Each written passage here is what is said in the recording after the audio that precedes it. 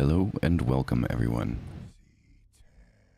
Welcome to Satan and Coffee, Sunday Black Mass, and as always, we begin.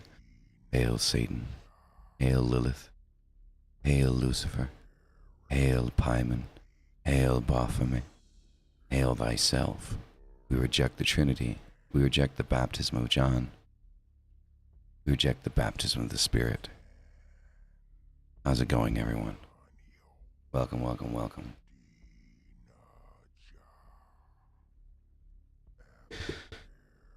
It's good to see you. Maeve, welcome, welcome, welcome, welcome. Our resident Freemason is among us. Maeve, I'm very honored that you could swing by. So I hope everyone is doing quite well. Freely.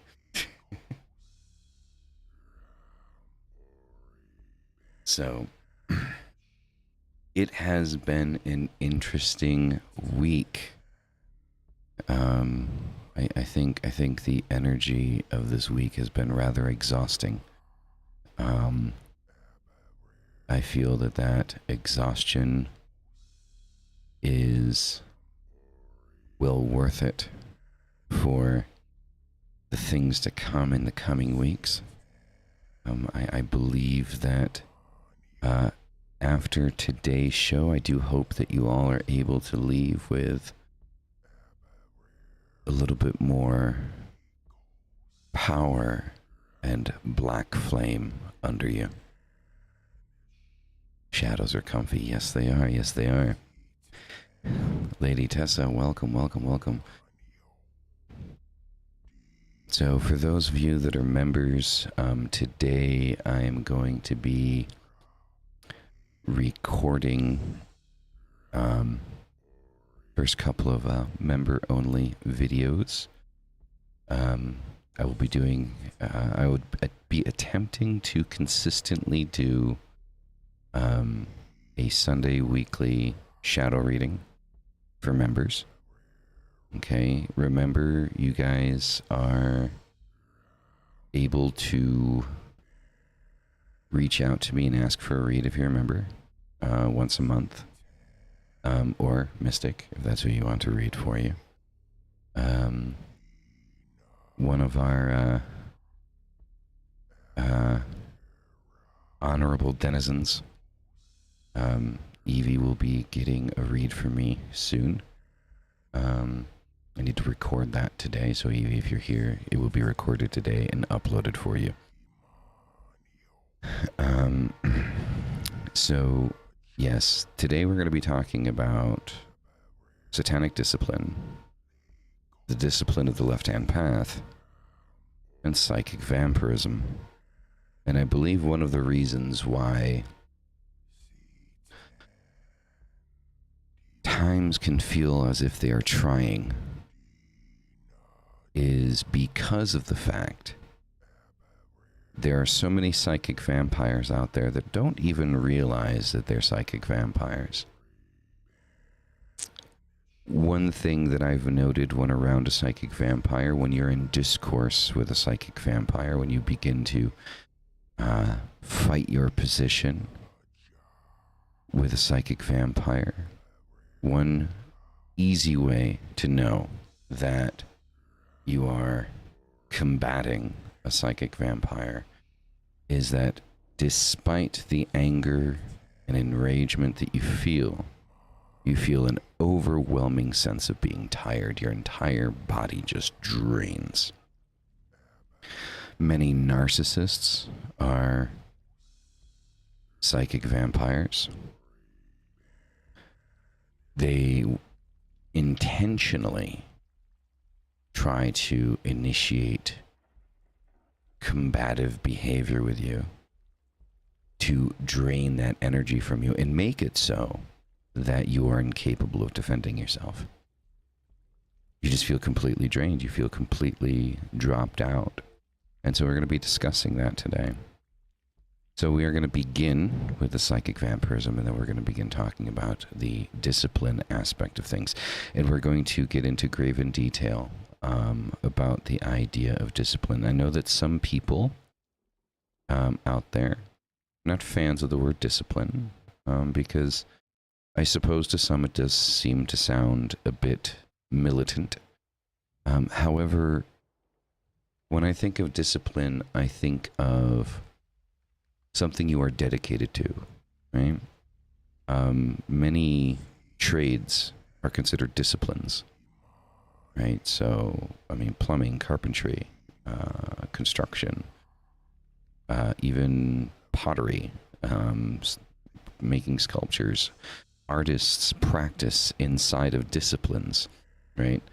A discipline is something that to have discipline and to be a part of a discipline is something to be proud of. Because it means you have dedicated much of yourself to that particular thing, and you are disciplined in what is necessary to successfully move forward with that knowledge, right? A nurse is disciplined. A doctor is disciplined in medicine. An artist can be disciplined in painting. They can be disciplined in pottery. They can be disciplined in drawing. Discipline is control of oneself, of one's fate, dedicated to self-improvement. Exactly, Maeve. 100%. 100%. And today's sermon, I suppose, is in a hopes to perhaps remove the negative connotation that some people may have towards the word, and to be able to see it in a new light and be proud of disciplining oneself, right? This isn't discipline in the sense of reprimand.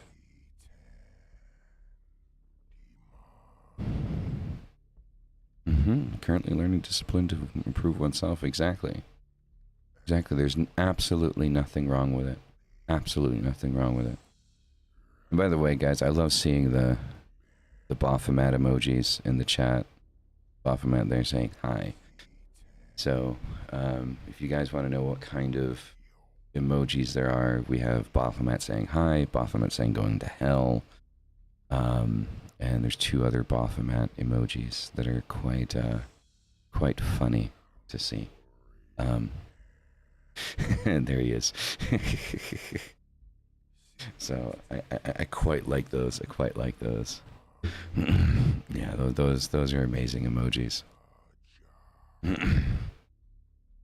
So, sadly, you can only use them in this live chat. I don't believe you can use them in another live chat on YouTube. So it's unfortunately not very Twitch, where if you subscribe to somebody, you can use those emojis everywhere. I think YouTube should allow people to use them in comments, to use them, you know, and things like that. Baphomet told me to be disciplined because I'm stubborn.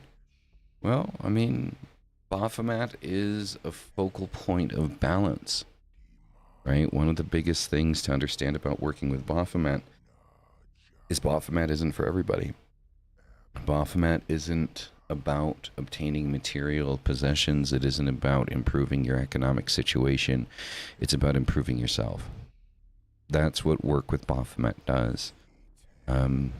Baphomet forces you to take a step back and look at all of yourself, not just specific aspects of yourself, right? Because once you begin to understand every aspect of yourself, the light, the dark, the shadow, right?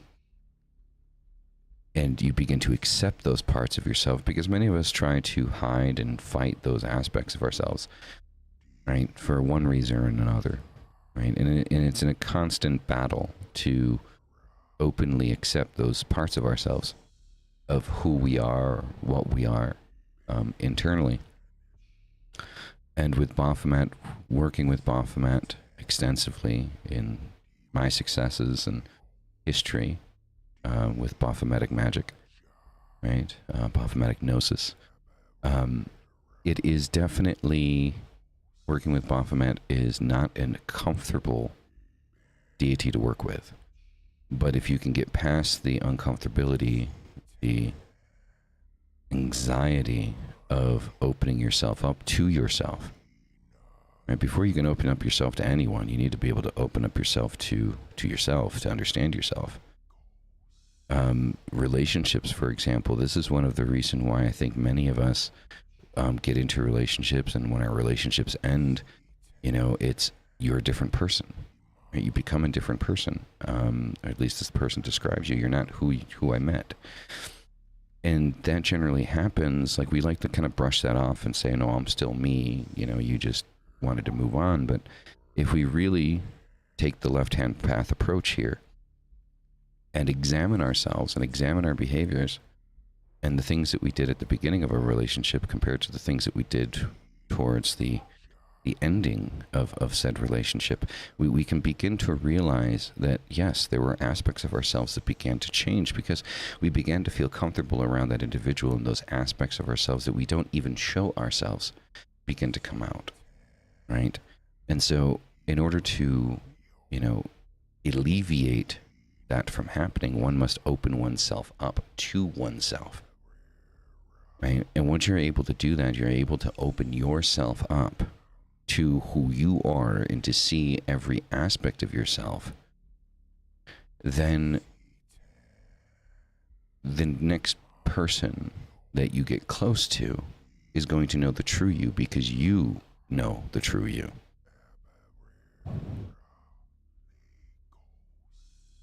Yeah, he helps me a lot with shadow self, and he shows me stuff about me in dreams. Very good, very good. I'm very glad that, you know, you're breaking through that wall with Baphomet, and, you know, Baphomet is, you know, responding, is helping. You know, it took me 2 years of working with Baphomet to get Baphomet to respond in any way, shape, or form. So, can we work with entities without knowing it? Most definitely we can.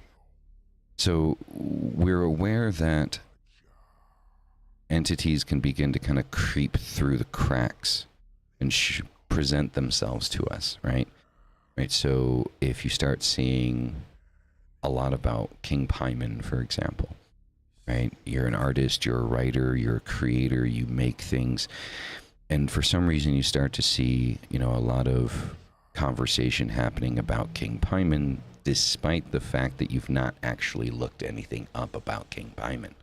Now, obviously, part of this is the algorithm, right? The algorithm knows you're an occultist, so you're looking up occult videos and things like that. But there's a little bit of a manipulation from the other side to kind of start presenting more of that particular deity, whether that be in searches or dreams. If we want to go more more old school with it, right? You could begin to have dreams of Paimon or dreams of art and creativity in a hellish landscape, things of that nature, right? And through that, that's the deity calling to you, saying, hey, you know, you're already on this path. You fit the criteria of what I work with and who I help. Let me help you, right? And they can be subtle, and they can be easily ignored. And eventually they'll, if you simply ignore them, eventually they'll pan off, right? I mean, since I changed how I think, since I became a writer, a different person.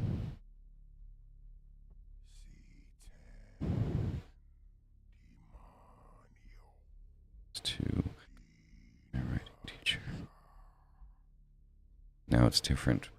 Well, that's good. So, coming into the left-hand path, we all come into the left-hand path for different reasons. Regardless of your reasoning is no less or more valid than anyone else's.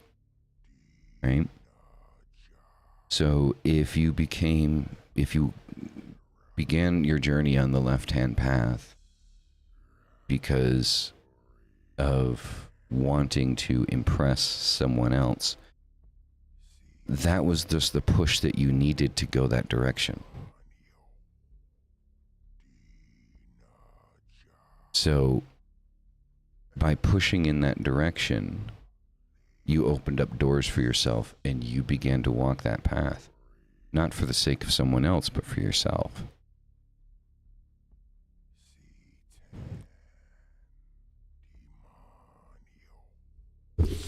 So, don't ever let someone tell you that if your reasoning for beginning this path is an invalid reason. There is no invalid reason.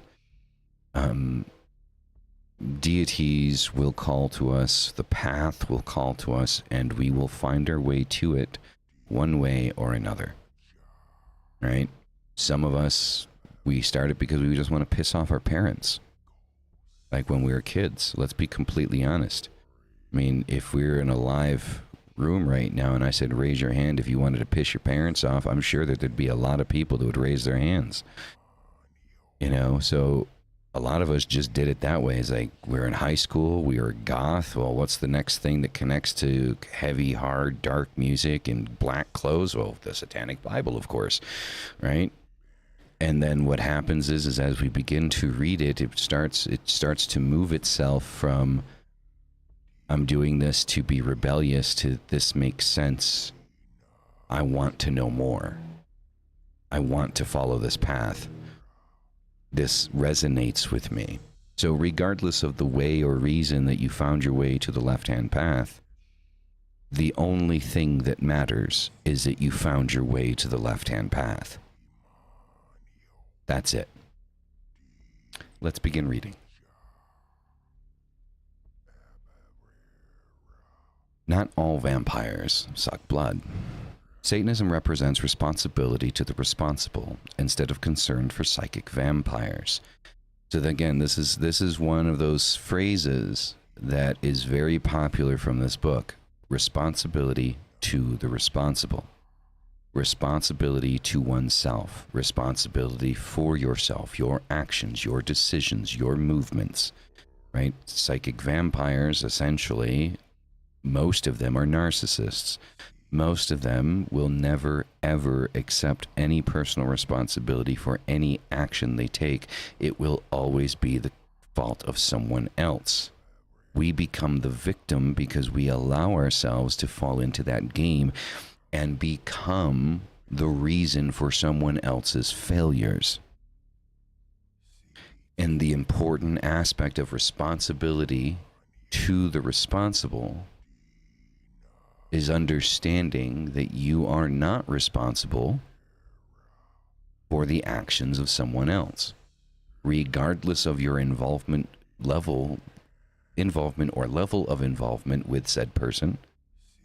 You are 0% responsible for the actions of that person. And a narcissist and or psychic vampire will always, always try to make it your fault.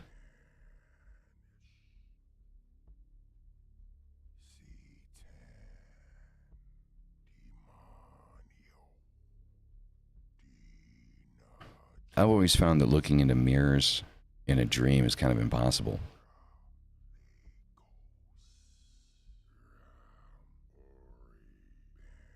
I do believe that clairvoyance is mentioned at some point, maybe not in this, maybe in the Satanic rituals. It's been a while since I've read through it. One of the reasons why we're doing this is because I want to reread the book. And I want to provide you guys my interpretation of the intent and meaning behind the words in this book. Because sometimes, with a lot of the things that are happening around us, maybe it's difficult for us to kind of get a productive meaning from some of the things that we're talking about. And so I find it important to try to attempt to provide, you know, a modern understanding that can be easily applied to one's life to improve one's life. And so I do believe clairvoyance to some degree is mentioned either in the later chapters of this book or perhaps the Satanic rituals. Many people who walk the earth practice the fine art of making others feel responsible and even indebted to them without cause. So this again, we're talking about the narcissists, the psychic vampires, right? Those that want to make you feel like you owe them something, that you need to be around them because they did some miraculous thing for you. The important thing to understand, see, the reason why we fall into, you'll hear people very frequently say, if you don't like the position that you're in your life, you don't like your job, you don't like this, you don't like that, then change it. You're the only one that has the power to change it. But society is structured in such a way that we always find a reason not to, right? We always find a reason to say, well, I can't leave my job. I need to pay my rent, right? I need to buy food. And this is 100% true, 100% without equivocation. We need to be able to buy food. We need to be able to do this. But when saying something like, if you don't like where you are, change it. If you don't like your job, go to another job. If you don't like where you're living, move. It's not to say just cut off what you're doing and then try to move on. But if you don't like your job, you don't like your boss, you don't like your position, you can, while you're still working, look for another job without risking your financial welfare. You can still make moves. You can still make phone calls, send emails in order to find another position. You don't like where you're living? Look for another place. It's not to say you need to immediately stop what it is that you're doing because you fucking hate it and then go find something else. That's irresponsible. We're not advocating irresponsible behavior. We're advocating ownership of our position and power over oneself. That is what we're advocating here. That is what is needed in a lot of the positions that people are in the world currently. People need to understand that you have that power. Not just magic, but your life in general. You don't like your relationship? Get out of it. You don't like your boss? Find another job. You don't like where you live? Move. It's that simple. The rest of it, many of us would like to think is common sense. Be responsible about what you're doing, right? Don't just, because most of us are not in a position just to go to our boss and say, hey, dude, fuck you, and just leave. Most of us are not in that position, right? To be able to do that. But You are in a position to use a computer, use your phone. Most people have a computer in their pocket. It's not as good as using a laptop or a desktop computer. It's not as easy to a certain degree with certain things, but you still have a computer in your pocket. Send an email. Type up a resume. Apply to other jobs. And you are going to get denied. This is another important thing to always remember. You are going to feel like a failure. You are not. You need to understand you are not a failure. You cannot control what other people do. You cannot control that. You cannot send your resume, do a ritual, and expect 100% without equivocation that that job that you applied to is going to hire you. You cannot control what other people do. You can manipulate the surrounding energy to increase the probability that that individual that is looking at your resume is going to give you a call. That you can do. That you can do. But you cannot control what other people do. It is completely contradictory to the basis of the left-hand path for any of us to believe that we can do anything to control another living creature. You cannot do that. It is against the cosmic rules. You cannot directly affect or move another individual into a direction that they simply flat out do not want to go. You can influence the energy surrounding a situation to help increase the probability that that person is going to take an action in your favor. But at the end of the day, the decision of that person is theirs and theirs alone. We cannot ever, under any circumstance, regardless of the strength and power of the ritual, directly affect the free will of another living creature. End of story.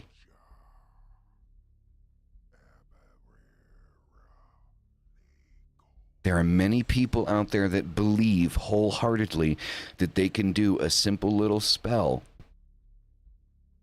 a freezer spell, a binding spell, to physically stop someone from doing something, much like they've seen in the movie Charmed. Not Charmed, sorry. The Craft. The movie The Craft. You do a binding spell and all of a sudden somebody can't move. It doesn't work that way. It was a Hollywood representation of what that spell is supposed to do. You cannot physically do that. You cannot remove the free will of another individual.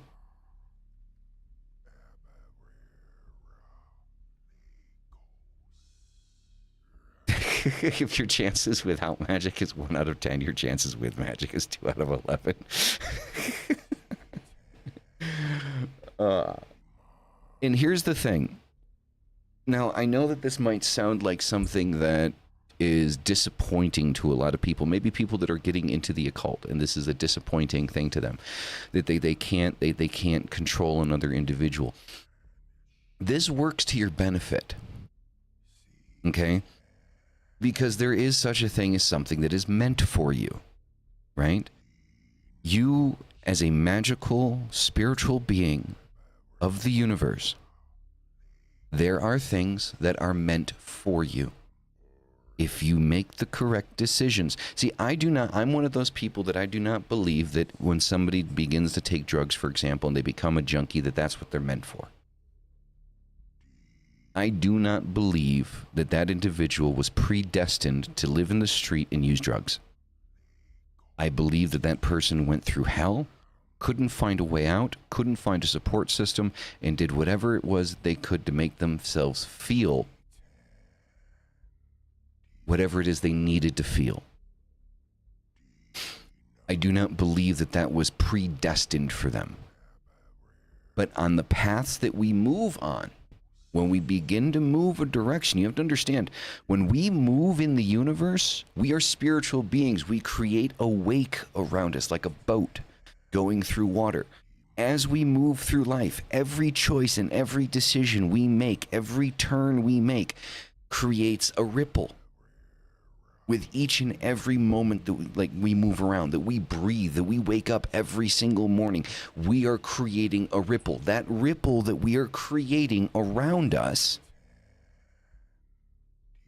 moves us or helps us to continue in the direction that we're trying to go. What magic does is helps us realign that direction by manipulating the ripples around us to help our boat go in the direction that we want to go. If you're heading for a rock and you're going too fast, what magic does is magic creates a wave that kind of pushes the boat off to the side so you miss the rock and you don't crash and die. That's what magic does. But it cannot directly affect. If you have someone that is going towards a rock and they're going to crash and you try to create a whipple. You try to create a ripple to move their boat and they steer back into going into that rock, they're going to crash. Your ripple isn't going to change their course. Your ripple is not going to change their course if they don't want to. You cannot remove free will. But by not being able to remove free will, understanding and knowing that there are things that are meant for you because you are focused on getting those things. When someone force steers into something to crash themselves into a rock, even though you want them to hire you so badly, you can be guaranteed that whatever it was that you thought you wanted isn't what you needed. There is something better that you are moving towards. Don't give up. Don't stop trying. A lot of us, after sending 100 resumes to 100 different companies and getting 100 different no thank yous, like, you know, your resume is great, but we don't want to, you know, we're looking for something else. We get discouraged. We feel inferior. We feel unable to survive, to live, to be happy. Our cortisol levels go through the roof. Our anxiety goes through the roof. I'm never going to be able to get out of this job. I'm never going to be able to be better than what I am right now. And the more you say that to yourself, the more ripples you're creating to move yourself into negativity. Words are energy. Words being spoken are spells that create and manifest. The more negativity you spew about yourself, the more guaranteed you are to not find what it is that you're looking for. Now, I'm not telling you to smile and be happy because that job you really wanted rejected you. It is okay to be upset, but be upset in the sense that, okay, really wanted that, but maybe it wasn't right. Let's just keep going. There are more opportunities out there. Allow yourself to feel the rejection. Allow yourself to feel that sadness of the rejection. Allow yourself to feel those emotions and then move forward. Candace, thank you very much for becoming a demon. Welcome. So, understand, magic is there to help you redirect from a direction that you no longer want to be going into. It's to assist you. You can do it by yourself. It might take longer, it might take shorter time. Who knows? But magic is there to help you redirect that. Magic is there to help you manipulate the energy around a circumstance to move it into your favor. But under no circumstances can you ever affect someone's free will. Now, someone might ask, Well, then if you can't affect somebody's free will, then what about hexes? What about curses? What about these things that we put on people, right? Or these situations when we want to punish someone or harm someone. Well, if you think about a hex or a curse, most hexes or curses aren't designed to directly affect an individual's free will. You are affecting energetic and mystical circumstances surrounding that person. If you do a hex or a curse for the person to get into a car accident, you're not affecting their decisions, you're affecting what's happening around them while they're driving. If you do a curse or a hex for them to fall ill, you're not affecting their free will. You're affecting the surrounding circumstance and energy for them to be put into a situation to become ill. I will go as far to say any spell or ritual that is being sold to you to guarantee or almost guarantee to force someone to do XYZ thing is complete and utter bullshit. It is complete and utter bullshit. Don't waste your time. Don't waste your money. Don't waste your energy on anyone or anything that tells you, yes, this thing will make this person fall in love with you. This thing will make this person give you this job. No. It has never worked like that. It will never work like that. It will never function.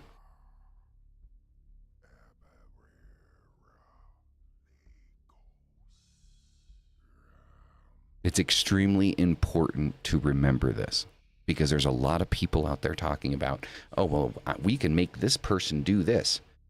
No, you can't.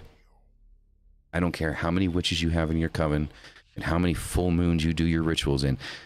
You simply cannot affect the free will of another individual to the degree of forcing them to do something that they don't want to do.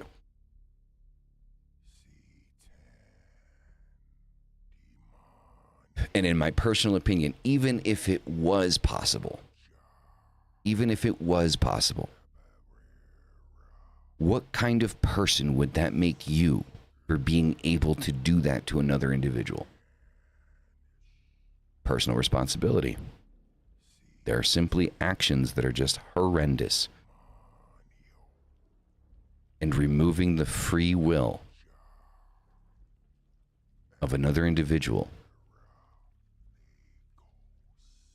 goes much further than I'm willing to say on a live stream. There are things that can be compared to that. And I'm sure you guys can use your imaginations to put that together. Let's continue.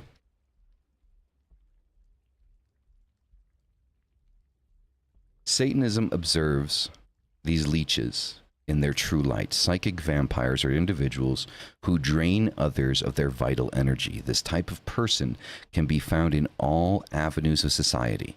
They fill no useful purpose in our lives and are neither love objects nor true friends. Yet we feel responsible to the psychic vampire without knowing why. If you think you may be the victim of such a person, there are a few simple rules which will help you form a decision. Is there a person you often call or visit even though you really don't want to? Because you know you will feel guilty if you don't. Not even just guilty. I want to add on top of this. Not guilty, but also afraid if you don't. If you feel fear about not including another person in something that you're doing as a free walking individual of life, then you're probably dealing with a narcissist or a psychic vampire or both. Because they have this way of making you feel guilty about not including them in something. And if you don't include them in something, there are consequences. And because of those consequences, you begin to feel afraid. Well, I want to do this by myself, but if I don't tell this person, then they're going to get upset. And if they get upset, then you know, I'm going to get in trouble with them. You are an adult. You are a real free person that is able to do things by yourself. You don't need to be afraid about not including someone. Jeff, you can hail whoever you want to hail. Me personally, Ave Baphomet.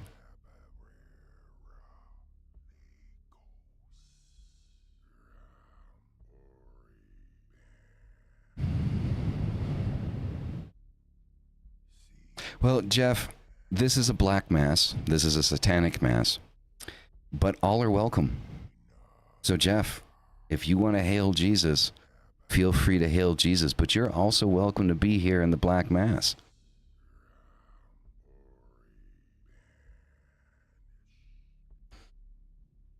I have no hate for you, brother.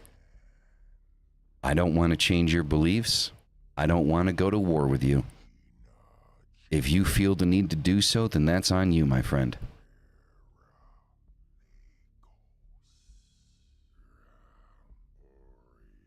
You believe that my beliefs dictate whether or not I am a good person or a bad person? That says more about you, Jeff, than it does about me.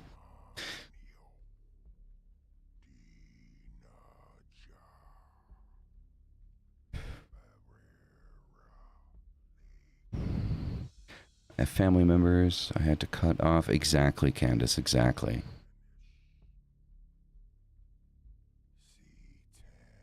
Well, you'd have to sit and listen, Jeff. When you go to a Christian or a Catholic mass, what's the point? What's it about? Well, it depends on what the pastor's talking about on that particular day is what you're learning. Self-development. Here we focus on self-development, self-improvement, becoming better people, and understanding our own power and ability in our own lives. To not allow the negativity that surrounds us to bring us down to the point where we can no longer survive.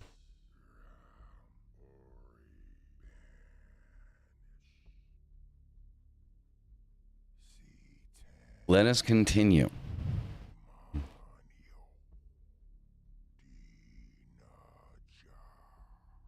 Because you know you'll feel guilty if you don't. Or do you find yourself constantly doing favors for one who doesn't come forward and ask, but hints? Often the psychic vampire will use reverse psychology, saying, "Oh, I couldn't ask you to do that." And you, in turn, insist upon doing it. The psychic vampire never demands anything of you. That would be far too presumptuous. They simply let their wishes be known in subtle ways, which will prevent them from being considered pests. They wouldn't think of imposing, and are always content to willingly accept their lot, without the slightest complaint outwardly.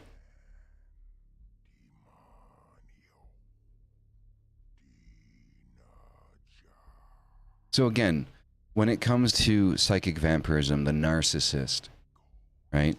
The idea here with the narcissist, with the psychic vampire, is to use you as much as they possibly can. Well, Jeff, it's not about changing people. I don't want to change you. I don't want you to be somebody else. You be who you are. And be proud of who you are. My only conflict with Christianity and Catholicism is I'm the one sitting here accepting you for you and saying, I am happy and proud of you for believing what you believe and want you to be the best version of yourself. And you and your community are the ones that come and constantly attack us, telling us that we're going to go to hell, that we need to find God, that we need to find Jesus, instead of just saying, this is another human being. They seem like a good person, and they are strong in their beliefs. And at least we believe in something. It doesn't have to be conflict, and it doesn't have to be war between us. We can simply coexist. You don't have to be here if you don't believe in it.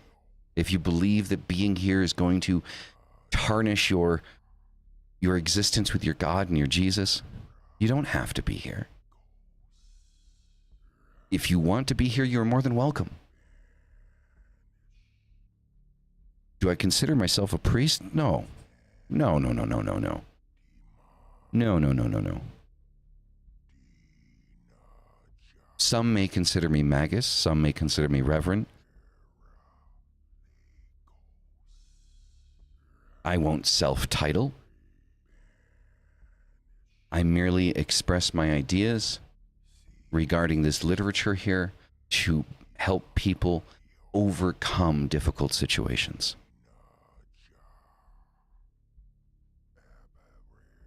By the way, which team are you supporting, like in the Euro? I'm not a big soccer fan. I'm not a big soccer fan.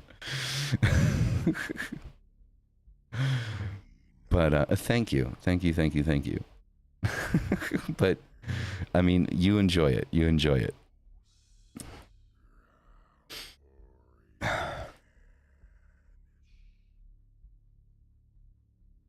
Now I gotta figure out where we left off. Their sins are not of commission, but of omission. It's what they don't say, not what they do say, that makes you feel you must account to them.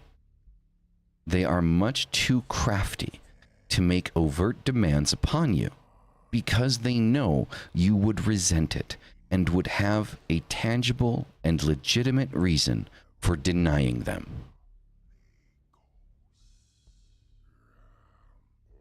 Okay, as an American, it's soccer. Yes. European, it is football. Yes. You win there, my friend. You win there. And thank you, Jeff. Thank you very much for the Happy Father's Day. I greatly appreciate it. A large percentage of these people have special attributes which make their dependence upon you more feasible and much more effective. Many psychic vampires are invalids, or pretend to be, or are mentally or emotionally disturbed. Others might feign ignorance or incompetence, so you will, out of pity or more often exasperation, do things for them.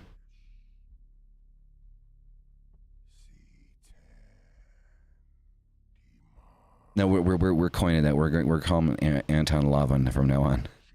Oh, you're reading Anton Lava.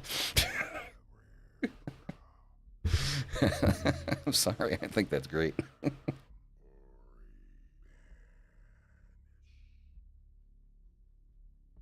Key point here, everybody. Right? Never take yourself so seriously that you can't laugh.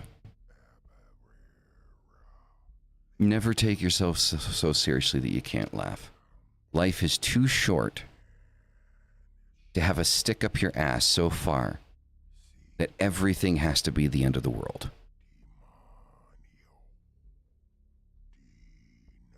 Name the player on your profile pic. I can barely see it, man.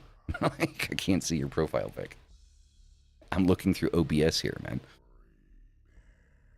So,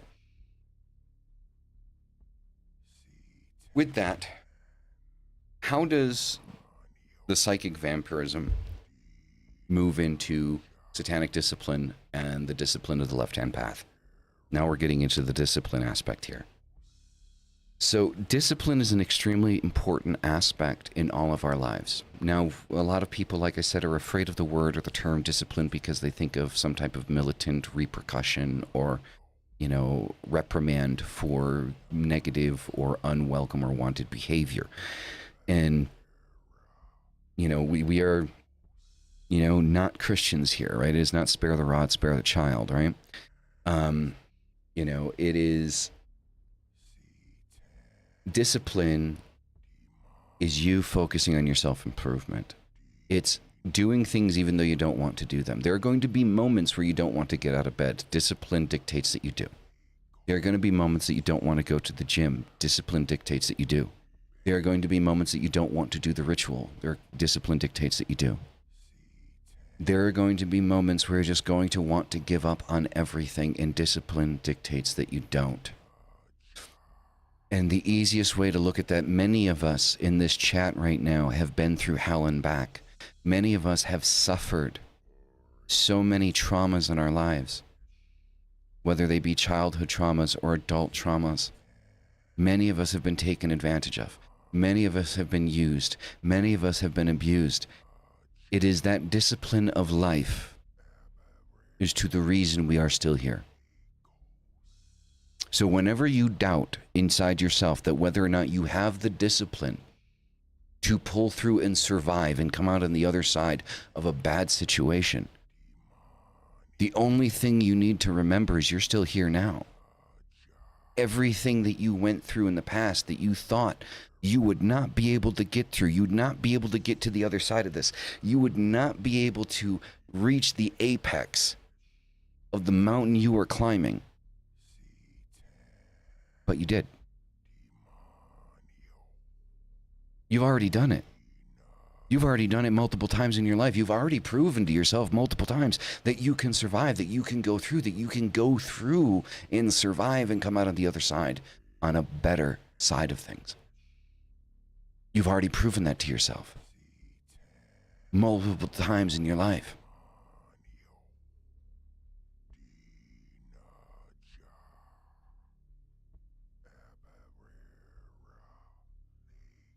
You've already proven that to yourself. You don't need to prove it to yourself again. You already know it. Maybe you forgot it, but you need to remember. What made me choose Hail Satan? So, first and foremost, I'm reading from the Satanic Bible in the form of a book of philosophy, not necessarily a book of spiritual text. I believe in magic. I believe in energy manipulation. I believe in demonic entities. I do. I work with demonic entities. I don't work or necessarily worship Satan. I don't worship any entity, but I do work with particular entities based off of their energetic signature and what it is that I need. I'm a dedicant of Baphomet, which is not Satan, right? The image of Baphomet was stolen from occultists to be applied as the Christian Satan. Everything that is done in a church, it's ritual. When you go to a Catholic church and you receive the blood and body of Christ, that is a magic ritual. That is a spiritual ritual. Converting a piece of bread and a cup of wine into flesh and blood for people to eat and drink. That is a group ritual. The prayers that everybody partakes in. Everyone saying amen at the end of a prayer. That's magic. Christmas is a winter solstice. Easter is a spring equinox. Every aspect of Christianity is pagan, is a cult. Every aspect of it. The Gothic churches of old Europe, the imagery used in the construction is occult imagery. And that occult imagery was used to make it easier for people to convert over.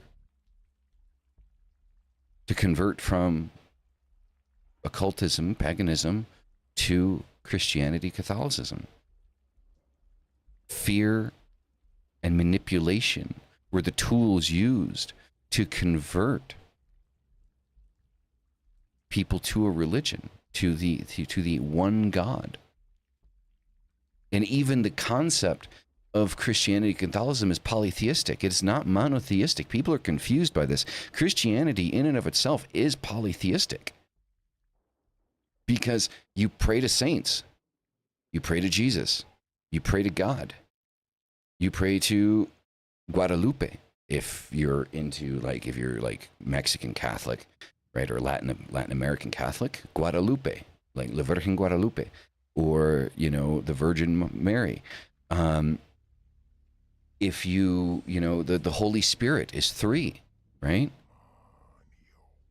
Right? The Holy Spirit is three. So Catholicism isn't monotheistic. Yes, you have this ultimate archetype that you call God at the top, at the pinnacle.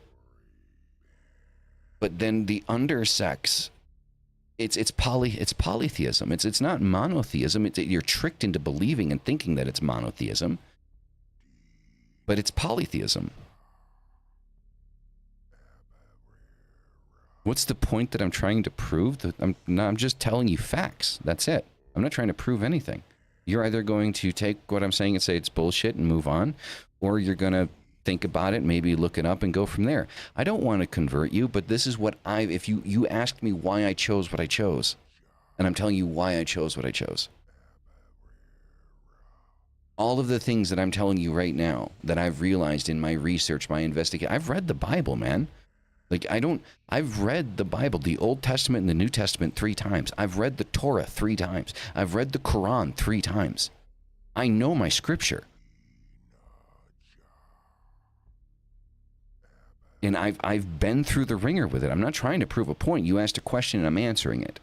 I don't want you to convert. You be you. Me, see, the thing is trying to convert someone from what they currently believe to what you believe is disingenuous. Because if someone does convert for fear or whatever it is, they're not converting because they actually believe in what you're telling them. They're converting because they're afraid of something, right? They're afraid of the potential of consequence, or maybe they're just tired of listening to you, so they just go into it, right? Back in the day when the large conversions, the mass conversions through the Crusades was happening, it was fear of death. People were afraid of dying, literally, at the hands of the Templar during the Crusades. Right? So to try to convert somebody instead of having them go to it themselves is disingenuous. I'm not afraid of Jesus. I don't believe Jesus ever actually existed. Jesus is a solar archetype. Again, this is my opinion, man. Like, if you believe in Jesus, then all the power to you, man. I'm happy for you. If you feel fulfilled, this is the important part, Jeff. If you feel fulfilled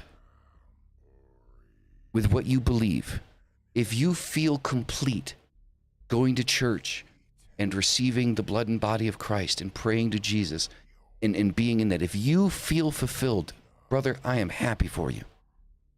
I am happy for you. And go in peace, go in love, and live your best life, man. But when you ask me a question as a non-believer, why I believe what I believe, or why I don't believe what I don't believe, you are going to hear things that are probably going to offend you. I'm not trying to offend you. It's not my intention. I'm not intentionally trying to piss you off here. I am not saying stuff to be an edgelord or get a rise out of you. I don't want to get a rise out of you. But when you ask someone that believes the complete opposite of what you believe, you are going to hear shit that's going to piss you off. And you need to think in your head, are you ready to hear these words and have this conversation as a civil adult? Or do you need to back off? That's the question you need to ask yourself. Because when I go into a conversation, I don't even want to say debate. When I go into a conversation, because we have a member in the community that is an Eastern Orthodox Christian, hardcore, but he's super respectful. He's super respectful. Mark 5, wonderful individual. Love the guy. I've had him on my Friday show. We've talked about Christianity and the differences between Christianity and the occult and all of these things. And he flat out, like Jesus, Jesus, Jesus. But he's respectful about the way that he does it. And he understands the conversations that we're having. He understands the points of difference. Right? And which is why he's a very welcome. There he is. Speak of the devil, and so shall he appear.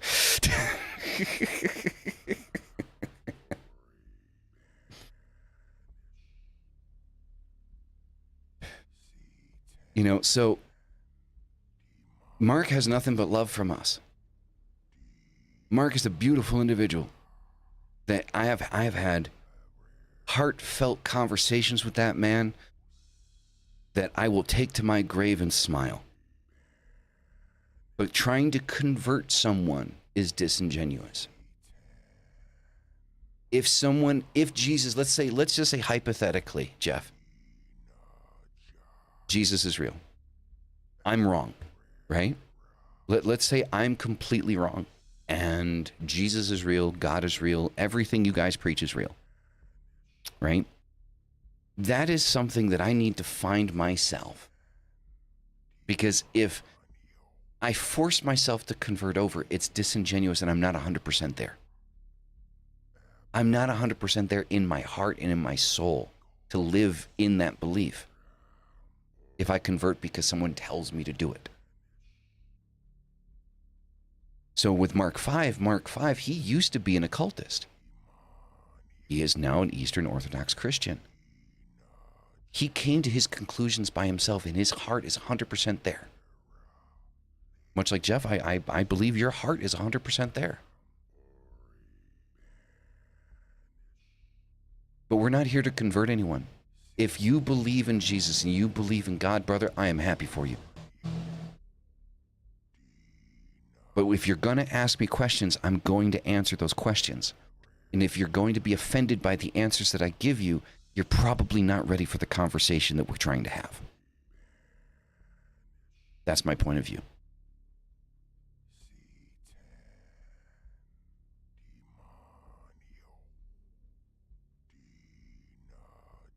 What's my ultimate aim in life? To be the best human being that I can be, to be the best person I can.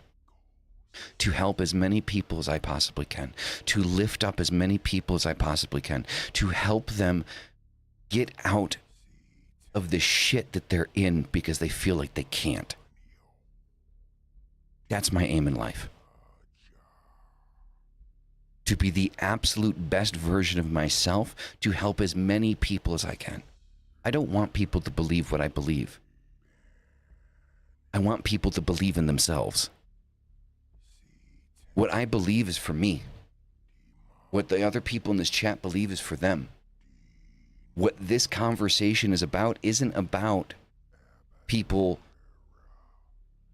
believing in what I believe or believing in what anyone else believes in the chat. It's about believing in yourself.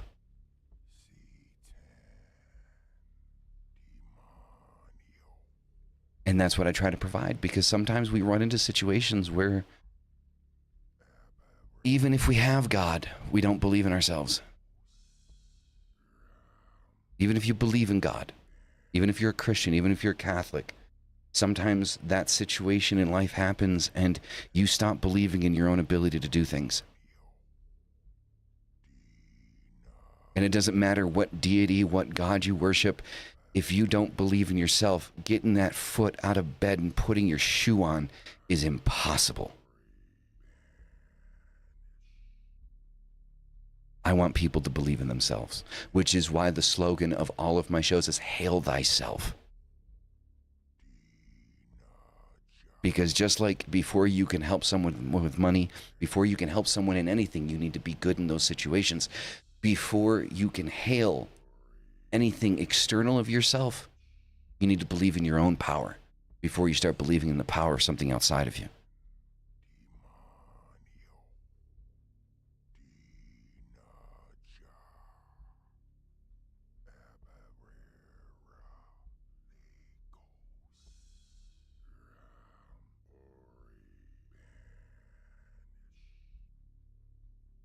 Find many similarities between the aspirations of occultism and Christianity.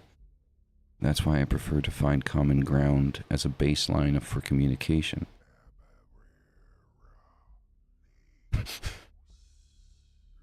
Jeff, you have an absolutely wonderful rest of your Sunday.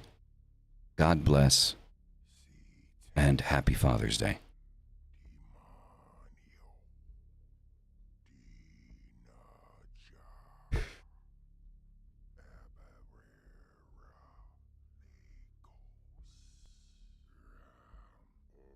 Have a good one.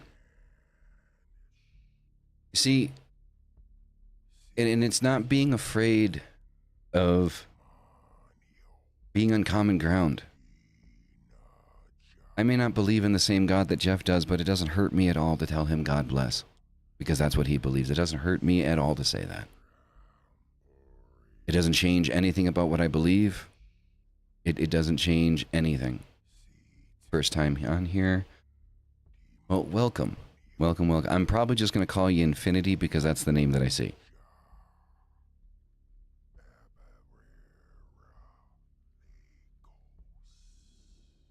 I think when we're younger, it's fun and it's entertaining to get into discussion and fights with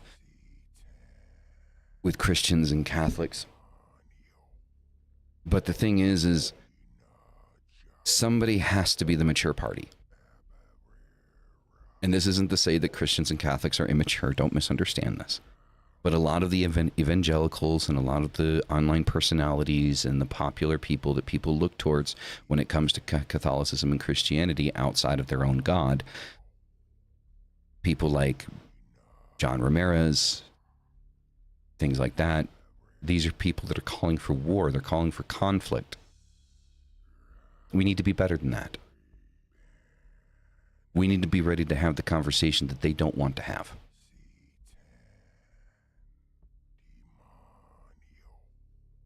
Your mother listens to him? Oh, I am so sorry, Temperance. I am so sorry. So, people like John Ramirez are constantly talking about war and conflict and attacking us because of what we believe in. We need to be better than that. Now, this is not to say to be naive, peace-loving people that, you know, are going to walk into a burning building with our eyes closed. I'm not saying that either. If you need to defend yourself, you need to defend yourself. But in a situation like this, like what we just had just now, it's a conversation. I understand I'm not here to change his beliefs. The only thing he needed to understand is he wasn't going to change mine. And that I'm not here to go against him or fight him or anything like that. And that understanding that the questions that he was asking was he was going to get answers he didn't want to hear. And presenting the idea and the fact that, are you ready for this conversation? If not, then that's fine. There's nothing wrong with that. It doesn't make you less of a person because you don't want to have this conversation. You're not less of a person because that's Slim Lewis. Thank you very much for the super chat. Greatly appreciate it. There's nothing wrong that he's not ready to have that conversation. There are conversations I'm not ready to have with people about things. You don't have to be ready to have a conversation. You just need to be aware of whether or not you are or aren't. And causing unnecessary stress for him and myself, right? Creating a mob mentality against one individual because he thinks he's saving people. No point. There's no point in it. There's no point in doing that. It makes no sense. Infinity, thank you very much for the super chat. Greatly appreciate that. Thank you.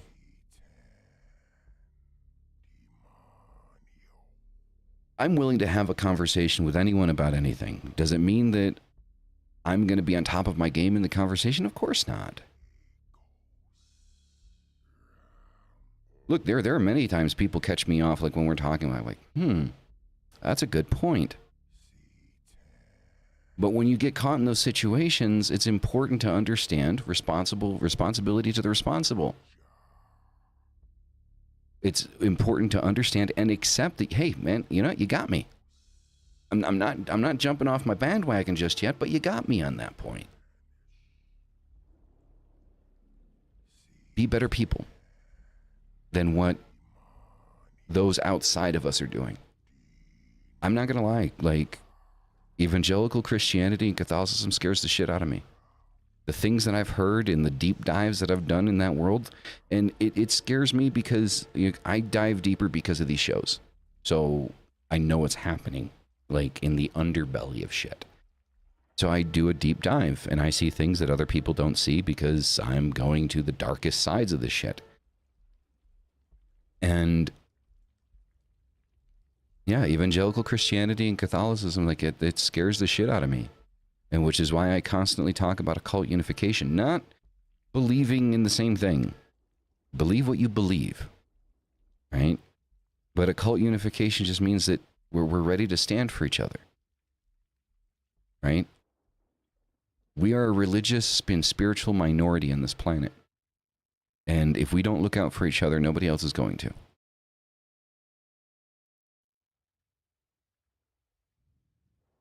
And that's one of the biggest points that I keep trying to make constantly and consistently.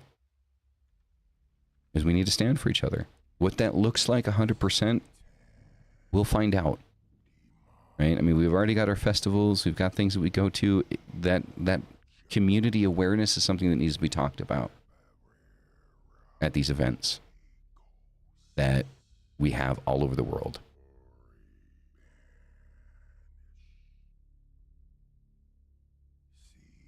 Noella, that's what it is. It's not the individuals. I mean, Mark V is a wonderful human being. Jeff wasn't a bad person. He was funny. He was entertaining. He was, he asked certain questions, realized that maybe, hey, you know what? Maybe I'm not ready to have this conversation. He's not a bad person. Jeff's not a bad person. Just because he believes something different doesn't make him a bad person. Jeff was somebody that came in and said that we needed to find Jesus and God. And we had a bit of a conversation. There was no aggression or, anything like that. We just had a conversation. And so Jeff was somebody that just came in here and, No, I mean, he wasn't bad. I mean, most Christians do what they do individually because they fully, wholeheartedly believe that by converting you to believe in God, they're saving your soul. They are saving your eternal soul from damnation by converting you to believe in God. So the position that most Christians are in is not a place of negativity and hating you for who you are, but wanting to save your eternal soul. There are people like John Ramirez that completely skip over the saving your soul part and just say, screw it, we need to go to war with these people. And that is unfortunately the predominant voice that is starting to take hold in the evangelical Christian community, is those types of voices. The voices about spiritual warfare, going to war, fighting witches. Witches are evil. All of these things. Dehumanizing us and turning us into denizens of the devil is essentially what they're doing. But that comes more from the institution than it does from the individual. Because of how strict Christianity and Catholicism is, when people go into this and they go hardcore into it, they go the complete wrong way. There are people, one of the reasons I keep talking about Exodus 22:18, as in thou shalt not permit a witch to live, is because there is an entire group, like subcultural group of Christians that believe that line in the Bible is like the most important line in the Bible. Like, and of course, they're going to grab the one line that says it's okay for them to kill someone. But these are the things that, worry me. It's a small group. It's not a huge group. But there is an entire subgroup of Christians that their entire construct of belief is deprecated on Exodus 22:18, thou shalt not permit a witch to live.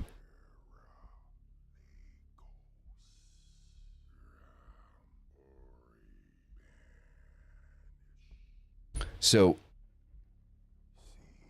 I just want to show people that we can still have a conversation. All right, Candace, you have a good one. Thank you for subscribing to the channel, becoming a member, rather. It's good to have you on board. So we didn't get into the discipline the way that I wanted to get into the discipline today, particularly because of Jeff. Jeff, thank you. But it was still a good, enlightening conversation. Next Sunday, we will get more in depth into Satanic discipline and the discipline of the left-hand path in detail, the way that I wanted to today. But lead by example, guys, right? Some of them want war. We don't need to go down that road. All we need to do is show them that we can have a conversation. That's all. So, everyone, as always, hail Satan, hail Lilith, hail Lucifer, hail Paimon, hail Baphomet, and as always, and most importantly, hail thy fucking self, guys. I'll see you in the fucking next one. Peace the fuck out.